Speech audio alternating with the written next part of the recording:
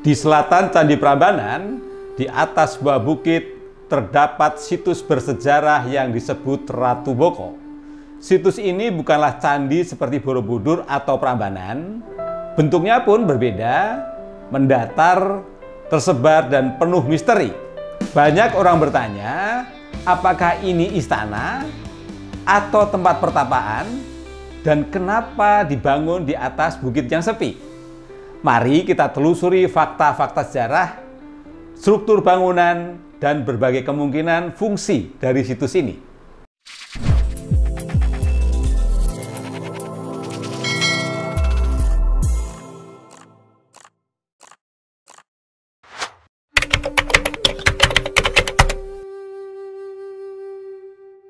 Ratu Boko diperkirakan dibangun pada abad ke-8 hingga 9 Masehi pada masa kerajaan Mataram kuno. Saat itu, dua dinasti besar memerintah secara bergantian, yakni Sanjaya yang menganut agama Hindu dan Sailendra yang beragama Buddha. Meskipun disebut keraton atau istana, tidak ditemukan bukti langsung bahwa tempat ini pernah digunakan sebagai pusat pemerintahan atau tempat tinggal raja. Karena itu, banyak arkeolog menyebutnya sebagai situs pertapaan atau tempat spiritual.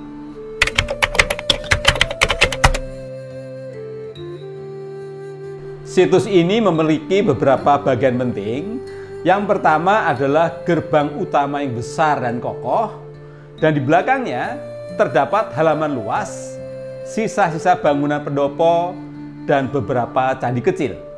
Salah satu bagian menarik adalah sumur Amerta yang dipercaya sebagai tempat mengambil air suci. Ada juga batu berbentuk persegi yang disebut batu pembakaran, mungkin digunakan untuk upacara atau kremasi. Secara keseluruhan, bangunan ini terlihat lebih sederhana dan fungsional, bukan seperti istana kerajaan yang biasanya megah dan penuh ornamen.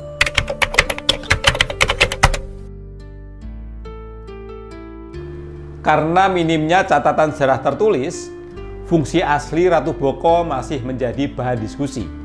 Beberapa teori menyebutkan ini adalah tempat pertapaan raja atau kaum spiritual, markas militer karena letaknya strategis di atas bukit, tempat transit atau pemberhentian ziarah menuju Candi Prambanan. Semua kemungkinan ini masuk akal karena struktur situs mendukung aktivitas keagamaan dan pertahanan. Saat ini, Ratu Boko dikenal menjadi destinasi wisata budaya dan sejarah di Yogyakarta. Salah satu daya tariknya adalah pemandangan yang sangat indah, matahari terbenam dari puncak bukit.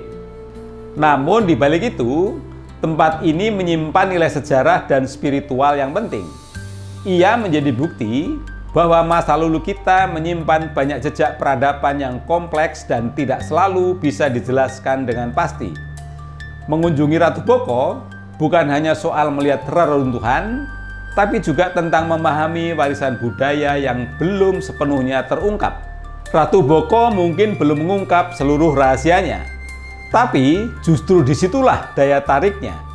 Situs ini mengajak kita berpikir lebih dalam, bagaimana leluhur kita membangun tempat tidak hanya untuk hidup, tetapi juga untuk mencari makna kehidupan.